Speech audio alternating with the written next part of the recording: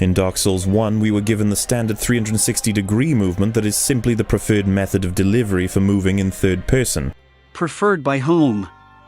Many third-person games have similar snap points as Dark Souls 2. The movement in Zelda Breath of the Wild feels very similar to me. If you move your controller in a circle, you can see that regularly snaps in 45-degree increments. If you are standing, it even snaps in 90-degree increments. Here I'm aiming at 2 o'clock. The movement snapped in a 90-degree increment and only after a step change to more accurately follow my input. Here is 10 o'clock. In Elden Ring it is similar to DS2 again. I will make a small change starting from the white line, and it took like 1 step until it kicked in. But something close to a 45-degree turn happens immediately. It's the same in DS2. You can make small adjustments, it just takes a bit longer for them to get into effect. This means the system itself is objectively poorly designed. Mahler considers it to be objectively broken, because he personally feels that it feels bad.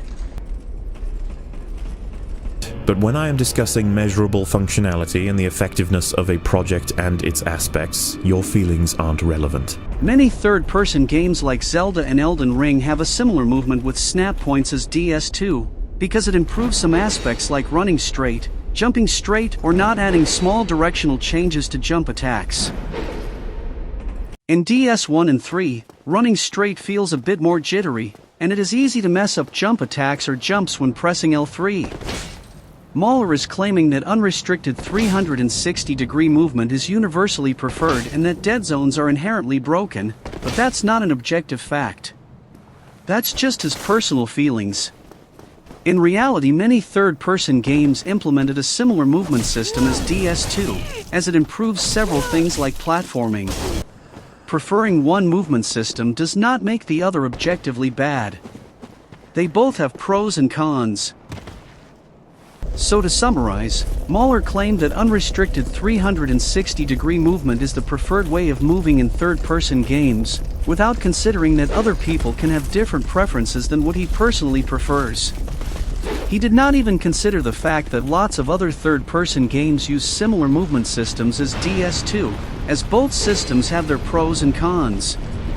As someone that grew up with a Nintendo 64 and GameCube where 8-directional movement is implemented at the hardware level, the movement in DS2 was my preferred movement system. But Mahler did not even consider that other people could have different opinions and just stated his personal feelings as objective facts, and he considers it to be objectively broken because he did not even try to utilize it correctly. It's a fucking idea to continuously punish the player for failing beyond what comes with a standard death. The way that embering gives you health seems like a way better system in Dark Souls 3, giving you a bonus for as long as you stay alive. In both games you start with a small health bar. You can increase your health by consuming an item and lose that bonus on death. The main difference between DS2 and 3 is that a bar that visually looks longer feels better. Another difference is that all of that extra health is gone after a single death in DS3, but takes 10 deaths in DS2. But all in all, it is mainly just a different visual representation. Embering feels as though they took your base health and gave you something extra if you kept your streak going, while in Dark Souls 2 it reduces it to a minuscule amount if you're not careful. He is arguing based on feelings, as it merely looks like a minuscule amount compared to how long the health bar looks in the other games. But in DS2 the enemies don't take away the same chunk of health as in the other games. Half health is still viable to play, as you can survive several hits of most bosses.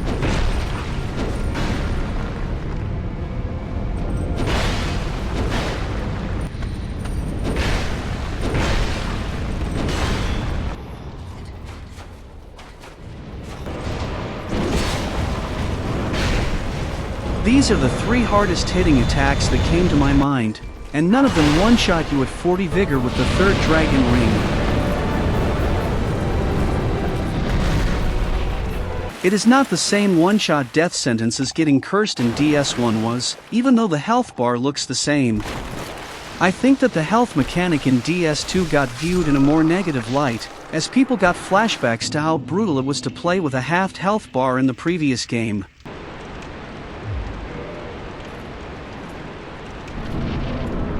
The relative damage enemies dealt in DS1 was higher, as DS2 was more balanced around letting players play with a halved health bar.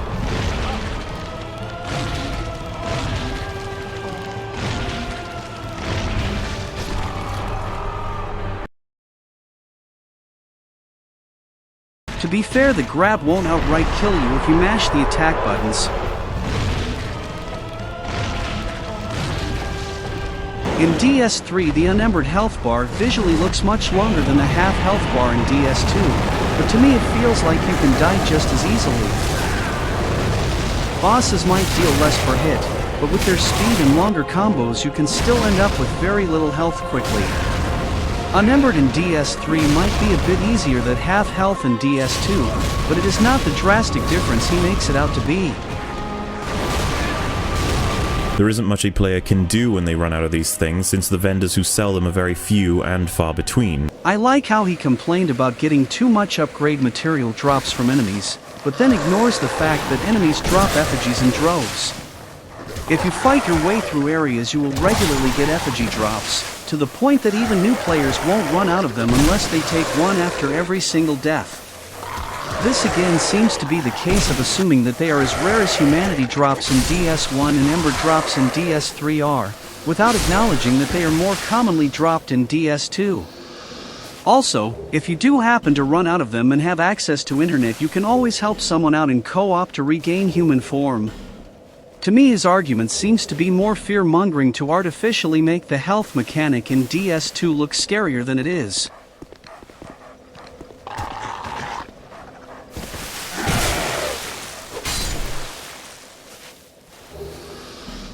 On the flip side, you have the veteran players who grab the ring for it as quickly as possible, nullifying 50% of the effect, and then you have them playing through the game without using effigies. You always have the choice to use an effigy now, pushing through, or using one of your ring slots. Typically you want to use the Chlorinde ring, third dragon ring and ring of blades. As a veteran, I rarely ever use the ring of binding, as depending on the situation either one of poise rings are more important to my survival, or the serpent rings for farming. Or specific resistance rings. To me there is always a choice involved between using an effigy now, playing with less health, or compromising one of my ring slots to increase my survivability.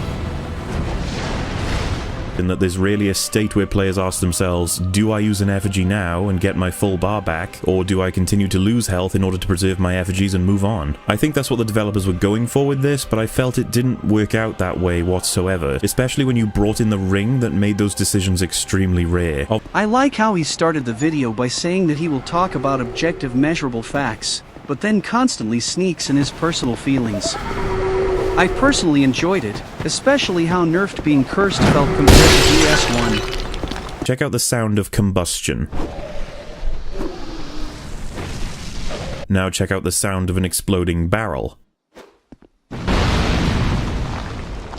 Now check out the sound of this particular combustion. What? He really likes to falsely claim that things that aren't even broken are caused by bugs. I guess this was the first time he ever used combustion in any Souls game and did not feel any need to just try to use this pyromancy again, before just falsely labeling the sound effect as in bug. He claims that he is talking about measurable functionality, but he did not even bother to measure what actually happened here. But when I am discussing measurable functionality, What will follow after this clip are a comparison of various combustion and explosion sound effects. So pay close attention to how combustion sounds when it misses compared to what it sounds like if it hits, because this is the intended behavior and not some bug like Mahler falsely claims.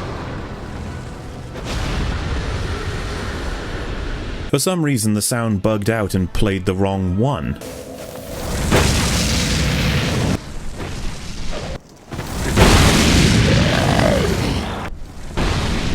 I played a lot of Dark Souls 1 and 3.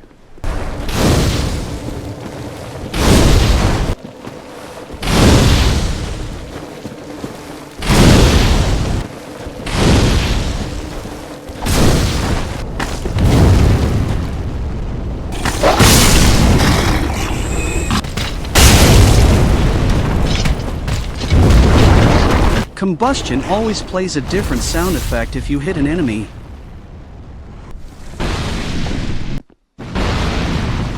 So we know that Mauler likes to present issues that work pretty much the same in every Souls game as being much worse in DS2, but he also likes to present things that work as intended as bugs. So let us listen to some explosions.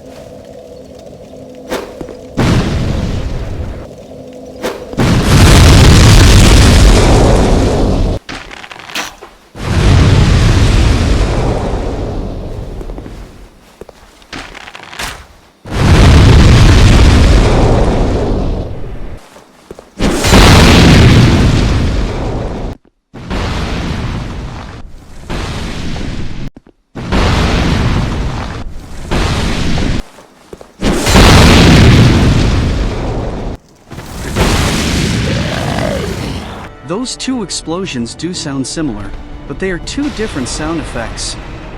Most explosion sounds in the Souls series sound similar simply because they are very similar in nature. From a sound design perspective, a barrel that explodes is not much different than an explosion that happens in your hand. So what we've learned is that Mauler will immediately call something a bug, without first trying to understand what is actually happening. That's not how you should do an objective review. That's just how you do a smear campaign.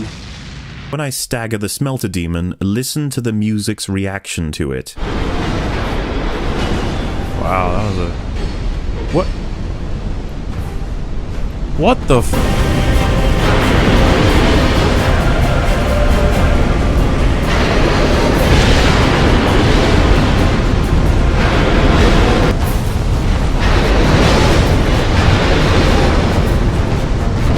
Staggering doesn't cause this to happen. He just happened to stagger him at the moment when the soundtrack went into a quiet phase. But of course he did neither try to reproduce it nor did he just listen to the soundtrack.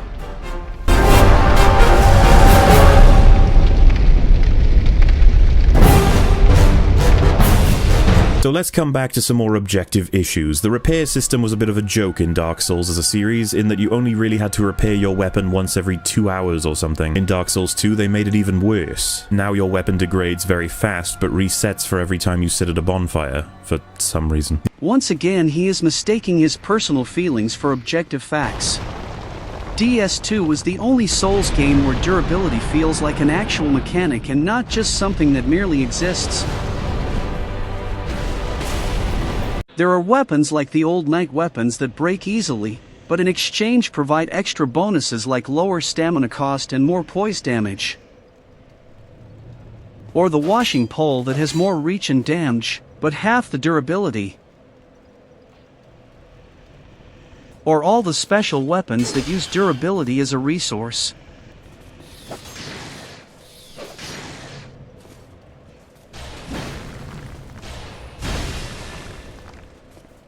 Or Sandier's spear that needs to be broken once in order to turn into one of the most fun weapons in the game.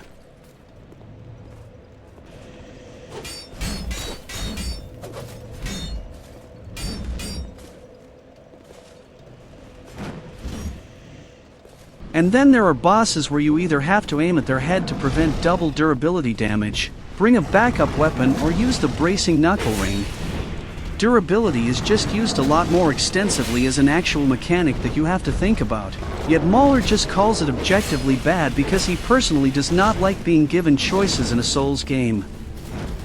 When it does affect you, however, it is monumentally obstructive. They made it so that this feature is applicable to your armor and rings for some reason, and so now, the incredible result is, in select moments of the game, you can simply lose all of your gear and you'll be forced to go back home before you can continue playing the game. But in a video game, it doesn't offer the player anything in terms of a resource to manage, because it either happens far too little to matter, or so often and bluntly you ask yourself what possible reason this could serve to assist the gameplay. He clearly never even considered that the game gives him the choice of undressing to completely ignore armor-destroying effects in exchange for being a bit weaker. And like every DS2 hater, he shows this encounter without admitting that he decided to wake up the Drake while there are still enemies around, to make the game look gankier. We will take a closer look at his opinions about enemy placement in the next chapter. What we will learn is that he considers the enemy placements to be objectively bad, simply because he rushes through the game and never even tries to handle enemies in a smarter way than just aggroing the whole level at the same time. But Dark Souls 1 shows a lot more signs of crafted encounters. Dark Souls 2 seems to, as Matt put it, lack that level of design and simply adds more enemies to the fray to make it more difficult. Let us take a look at a similar encounter in DS1. In fact, it is related to a similar boss fight, as both the Ruin Sentinels and Gargoyles will usually have you fight against two enemies at the same time, and both are one of the first really hard boss fight players will encounter in the game.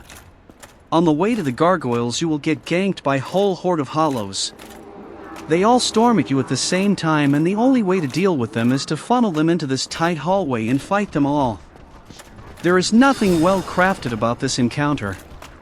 It is just lazily throwing a horde of enemies at you, but as it happened in DS1, people just ignore the lazy design of this encounter. If this happened in DS2, people would mock this encounter endlessly, but as DS2 does not have such poorly designed encounters, people like Mauler have to present staged gank fights and act like players will actually end up in such situations organically. In DS2 they aggro in smaller groups. When you open the door, the two on the lower floor will start charging at you, and you can funnel them out to the bridge to deal with them.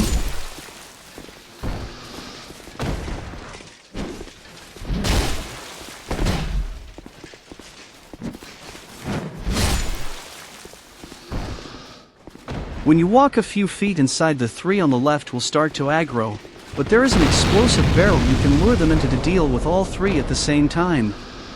In DS1 it is easy to get stuck somewhere on the run back, as the corridors are seemingly not designed to fit two people at once. The Gargoyle run back leads to a lot more feel bad moments than the Ruin Sentinel's run back does.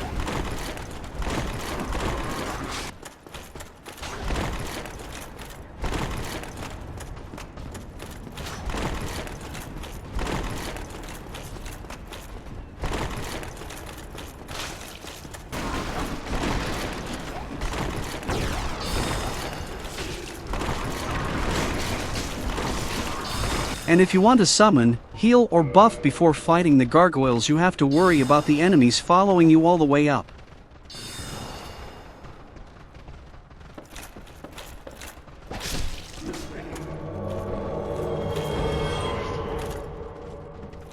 Unless you get lucky and they happen to block their paths. By the way, remember this for later.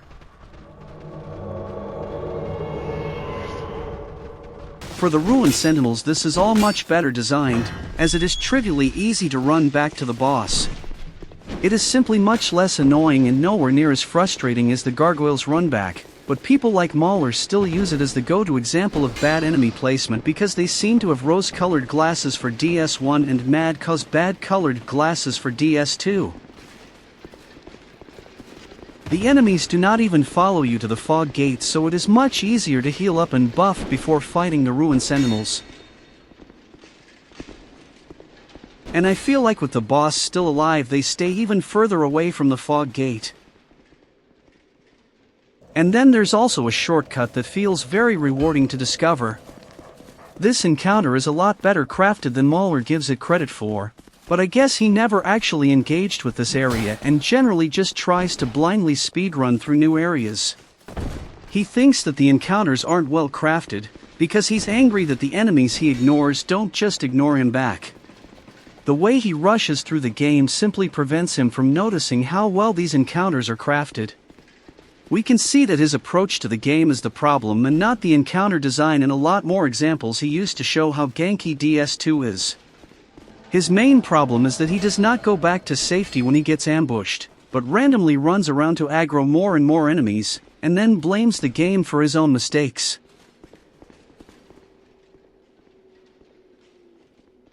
In Dark Souls 2, you're often forced to aggro multiple enemies by evading initial large ambushes. You'll be onset by several enemies at once, and your attempts to escape them will cause you to become engulfed. He was constantly rushing through new areas and never realized that he should fight his way through them to see where enemies, ambushes, and choke points are.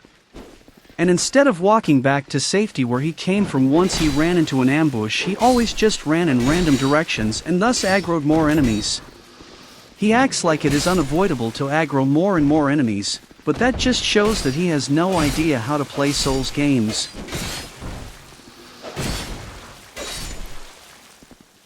The encounters are generally designed to punish casuals that just blindly rush through new areas and highly reward smart players that do not run away into unknown areas. Mauler considers the enemy placement to be objectively bad, because they perfectly punish his poor skills. The game is plagued with this when it comes to groups. They absolutely lose their minds when two separate entities have a singular goal. There was no attention to trying to have them account for each other like they do in the other Souls games. He really loves to present issues that are present in other Souls games as being unique to DS2. Something Harris said that amused me was that you can knock out this guy first in the opening areas of Dark Souls 2 where you received your first large-scale ambush. Only if you're being chased and try to use the ladder leading up there, they will throw another ambush on top of you that will undeniably result in death if you have friends following you. This manages to escape his assessment. Is this what player freedom feels like? So, let us assume that you are someone like Mauler that never realized that sleeping hollows will wake up, even though the game already taught you this lesson twice before you go up this ladder.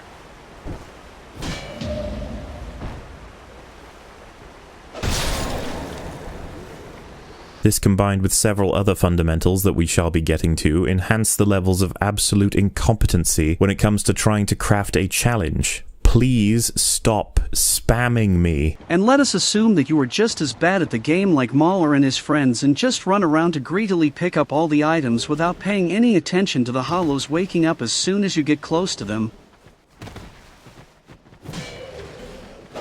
The logical conclusion to getting ganked here should be going back down to safety where you came from, instead of running away into an unknown location.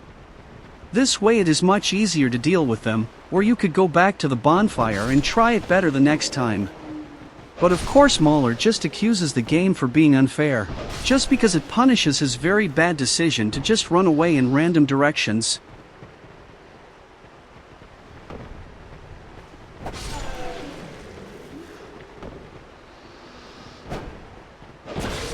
Series of encounters that naturally, with the fault of the player being full or null, play out to force you into fights with enemies from 3 to 15 in number, and vary But of course he can't climb back down to safety, as he could not even be bothered to fight some of the very first enemies in the game as he just rushed through it from the very beginning. Are we really supposed to believe that someone that does not even try to fight enemies is in any way qualified to discuss the quality and unfairness of enemy placements? All I've learned from watching his videos is that he suffers from severe skill issues and always blames the game for his own mistakes instead of just trying to get better at the game. You can chase after the archers here, but they'll follow you up the ladder, and that'll create a gauntlet, which you then have to avoid by jumping down or cutting through them. This fight can play out a lot of different ways based on how you choose to move within it, whereas in the previous games, it's mostly just you have to do this thing first or you'll die, and then you dodge the attacks and attack them to win. And honestly, Dark Souls 2's better. I also like how Mauler complains that the hollow on the ladder escaped H-Bomberguy's assessment, even though in reality it escaped Mauler's assessment that H-Bomberguy was playing the vanilla version where you get ganked by default here, but it punishes bad players less as you can just climb up the ladder. So to summarize this area, Mauler considers it to be ganky and unfair, because in every clip we can see that he woke up all the hollows at the same time instead of just taking care of them one at a time and ignoring the optional ones, and instead of going back to safety he tried to run away to an unknown location. This seems to be a common theme with DS2 haters. They will always blame the game for their own lack of skill.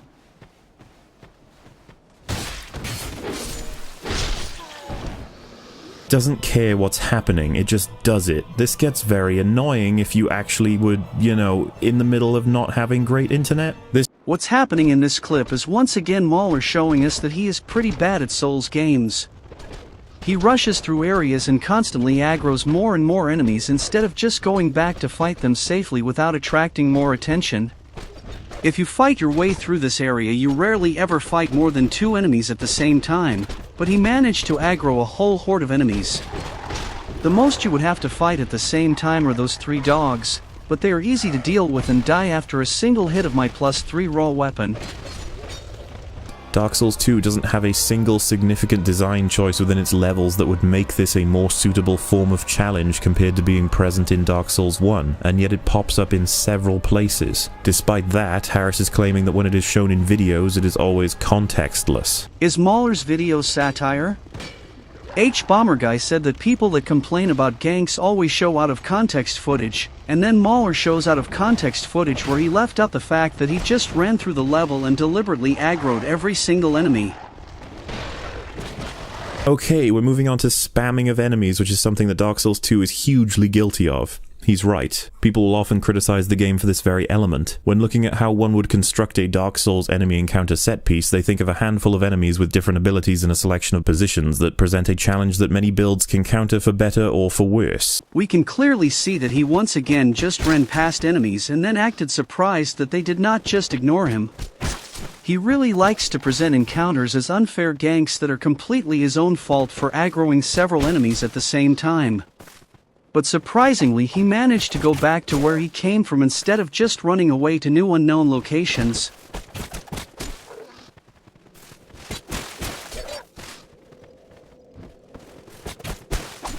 And before anyone complains that they do not want to fight them every time they want to attempt the boss, here is me doing the run back without even running.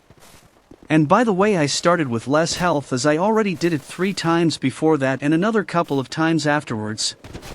The difficulty of boss runbacks is massively over-exaggerated, especially as you can prevent getting hit out of the fog gate animation by simply wearing armor with a bit of poise.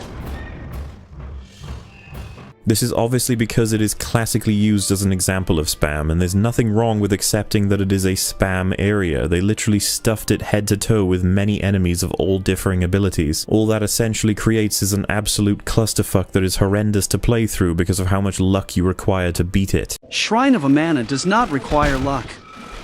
He should have just fought enemies instead of running past them and then acting surprised that the enemies that he ignored did not just return him that favor. He really likes to complain about enemy spam that he willingly put himself into by rushing through areas.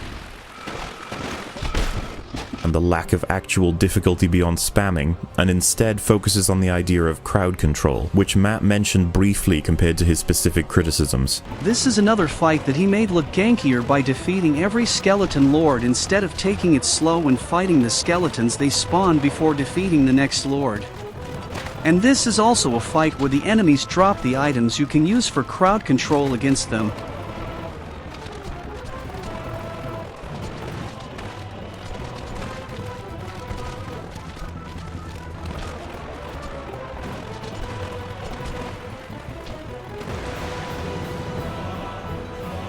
And it's also not just mindless enemy spam. Most of the time there is only 1 or maybe 2 of them actively attacking you, with the others waiting in the back until it is their turn.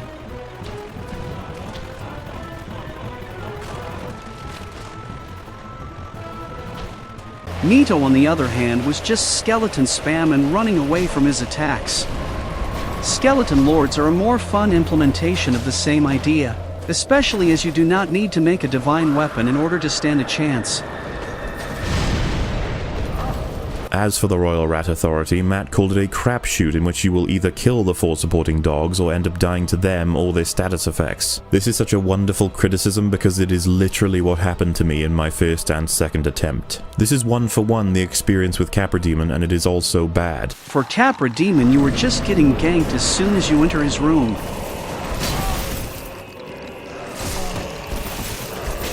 For Royal Rat Authority, you were given the chance to assess the situation first.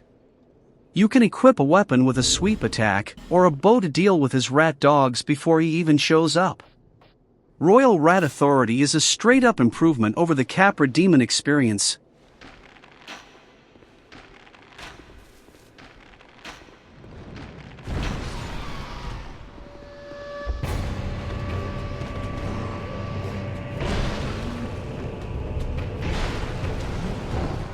While we are at the topic, another boss that's a straight upgrade mechanically to how it was implemented in DS1 are the Belfry Gargoyles.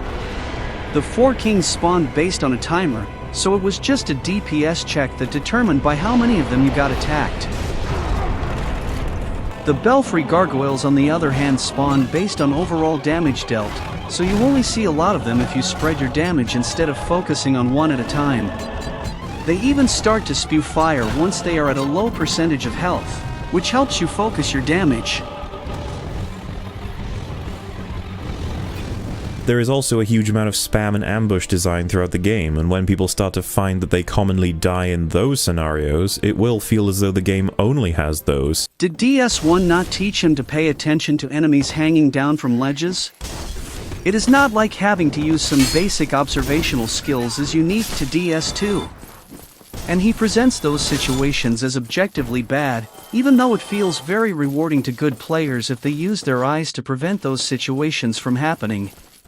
And it also does not seem like an objective analysis to me if he only shows those encounters from their worst side, and not how normal players would experience them if they just pay attention to their environment.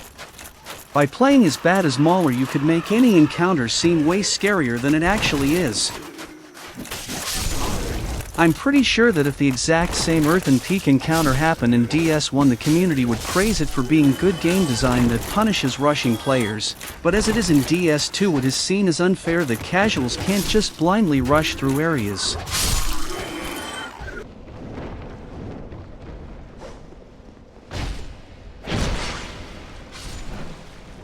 If you are observant, you could notice them before you climb up the ladder and shoot them down with ranged attacks. If you are focused on the first mannequin, then the focus will automatically jump up to show the others once you defeated him. And if you pay attention, you can hear them jumping up the ledge.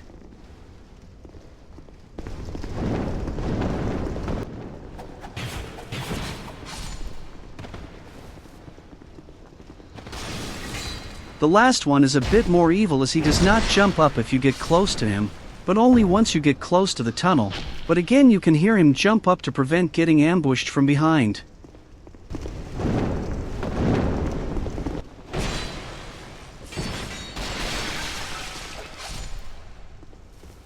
And again, he's right. He doesn't need evidence for this. It should be accepted as fact at this point that the multiplayer, playing with your friends in Dark Souls 2 is way better than Dark Souls 1, and it is unfortunate that such a benefit to multiplayer is so blunderously shaken off in the video in defense of Dark Souls 2. In this clip we can see him fighting against all 6, even though he should know better at that point.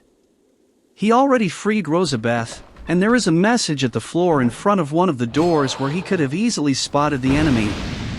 So once again he staged getting ganked in order to disingenuously make the game look gankier. Observant players might also notice the doors on the upper floor and open them with ranged attacks.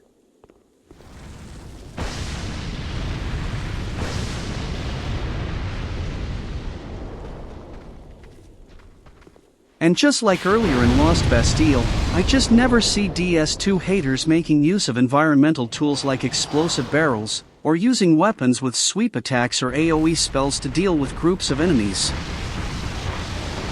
The fundamental of all of this is that a vast majority of battles in Dark Souls 2 are stuffed with enemies, and many of them are hoping to catch you off guard. Oh god. This is one of the most fun and engaging areas in the Souls series, as you have got so many environmental traps you can use to deal with enemies. But of course Mauler just tried to speedrun through new areas without engaging with them at all, and then complains how unfair it is that the enemies he tried to ignore did not just ignore him back.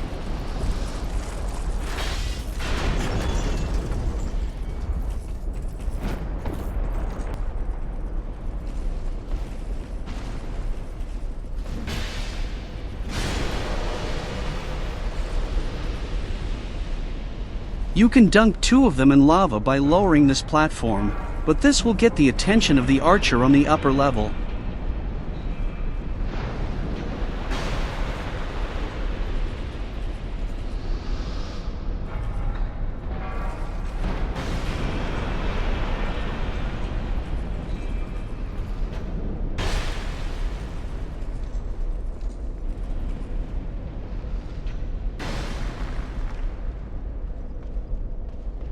You can use the fires to deal with enemies.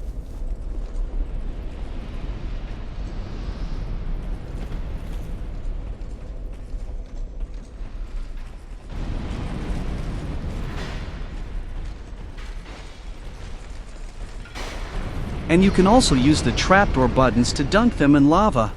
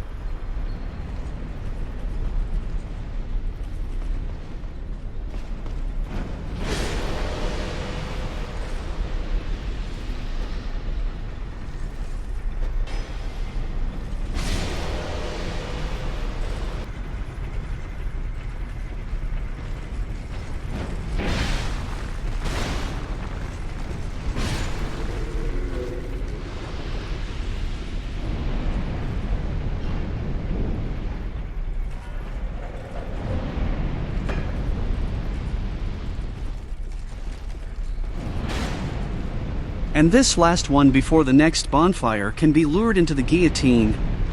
But of course all of this escaped Mauler's mind. Like, is the logic here that being spammed is better than being provided one layered enemy because you have to utilize space as you flee for your life? Because this isn't God of War or Arkham Asylum, where the enemy count is irrelevant as you swipe through them all. This is Dark Souls, where every additional enemy puts your chances of living further and further down on the probability scale. He acts as if it is just mindless enemy spam, because he never realized that he can utilize the environment to deal with all 3 Turtle Knights at the same time. This is fun and feels very rewarding, but of course he considers it to be objectively bad because he did not understand that he can use tactics. This means that you will eventually build your game from the ground up as something of a vehicle for spam. First, there is literally no reason to go through this area backwards, as it would be much faster to just teleport back to Magilla. Secondly, at this point he already learned that opening the door opens all the prison doors. So this spam could have been prevented in 2 different ways, but of course Mauler never seems to consider that he willingly creates the problems he complains about, and that they would have not happened if he played smarter. So let's open with the idea that there is indeed spam in this game. You've probably been convinced by the footage in the background, but to contextualize it, it is not enemy spam just because he greedily ran to the chest without dealing with the enemies around him first. Especially as the enemies here can easily be distracted and de-aggroed by just hitting those moaning face trees. It is again a very interesting mechanic, but as Mauler just rushed through the game he missed the fact that there would have been a smarter way to deal with this area. This is the common theme across almost every single complaint about enemy spam. He runs through areas and then complains how unfair it is that he aggroed several enemies at the same time, even though this would not have happened if he just played this game the way Souls games are supposed to be played, by taking it slow and being observant. To smart players those encounters feel very rewarding, but of course Mauler only rates the quality of those encounters based on how easy it is to just run through new areas without fighting any enemies.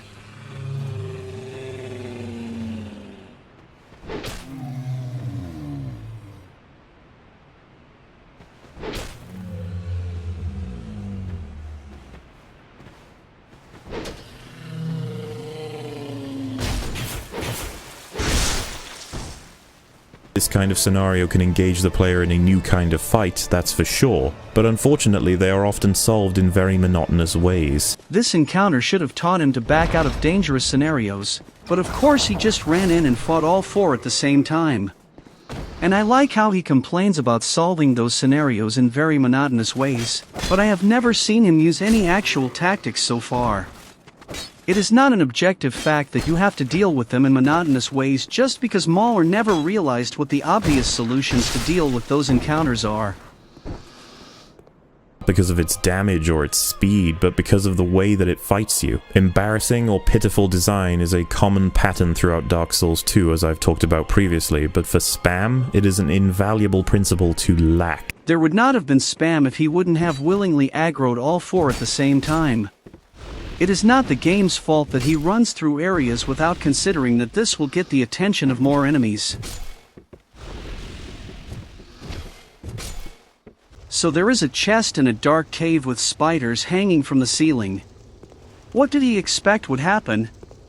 This is one of the most obvious traps I've ever seen. He could have just used throwing knives to deal with them before opening the chest. Or he could have just used the torch to keep the spiders away. It is a dark cave after all, so it should be logical to use it to increase visibility. Oh my god, 5 enemies against me. So fun. Jesus Christ. The more the better, right? This is seriously one of the most amazing fights in the whole series. But it seems to me like Mauler's friend did not even explore all of Ilium Lois to gather all the knights. Because if he did, he would have outnumbered the enemies throughout the whole battle.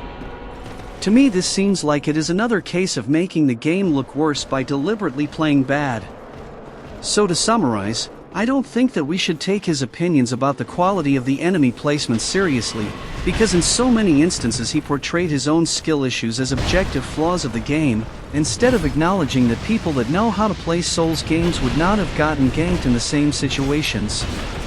And he did not acknowledge all the smart ways you can utilize to deal with encounters easily, because he clearly did not pay enough attention to his environment.